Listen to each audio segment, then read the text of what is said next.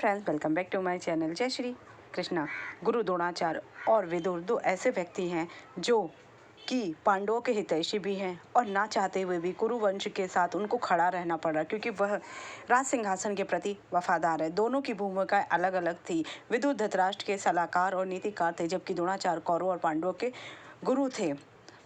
विदुर सदैव द्रोणाचार्य को धर्म और पांडवों के प्रति न्याय का मार्ग दिखाते। चूंकि द्रोणाचार्य कौरवों की ओर से लड़ने के लिए बाध्य थे, विदुर ने कई बार उन्हें कुरुक्षेत्र युद्ध से पहले धृतराष्ट्र को गलत रास्ते पर जाने से रोकने के लिए प्रेरित किया, लेकिन धृतराष्ट्र कभी किसी की नहीं सुना, क्योंकि गुरु द्रोणाचार्य की व्यवस्था यह थी कि जब वह अपने मित्र द्रुपद के पास गए थे आधा राज्य मांगने मित्रतावश, लेकिन उन्होंने उनका अपमान कर दिया, जिसका ये परिणाम हुआ कि उन्हें ना चाहते हुए भी अपने पुत्र अश्वत्थामा के लिए कौरवों का और पांडवों का गुरु बनना स्वीकार किया। वह ना चाहते हुए भी उनका नमक है, वो जानते हैं कि सब अनैतिक हो रहा है पांडवों के साथ, फिर भी वह मौन है। वो कुछ नहीं कर सकते क्योंकि वो अपना और अपने पुत्र का भविष्य दांव पे नहीं लगा सकते। वो जानते हैं कि युद्ध करना अधर्म होगा। वह विदुर की बातें सुनते हैं, समझते हैं और भीष्म पितामह को भी समझते हैं, लेकिन फिर भी वह कुछ नहीं कर सकते। वो धंधे धृतराष्ट्र को भी समझाने का पूर्ण प्रयास करते, लेकिन अंधा धृतराष्ट्र किसी की सुनने को तैयार नहीं। जब युद्ध तय हो गया था, तब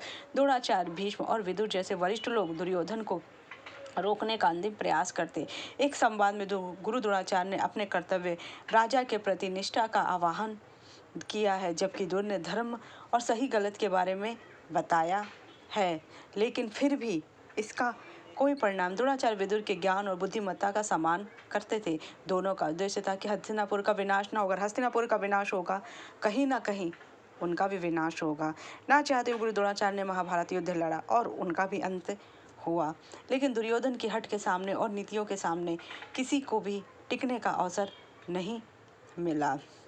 द्रोणाचार्य विदुर की बातों का तार्किक खंडन नहीं कर पाते। वे अक्सर विदुर के सामने दुर्योधन के प्रति अपनी बाध्यता कर्तव्य को रखते थे, क्योंकि उन्हें कौरवों के यहाँ भोजन किया और उनके अधीन थे। भले ही वे जानते थे कि दुर्योधन गलत है।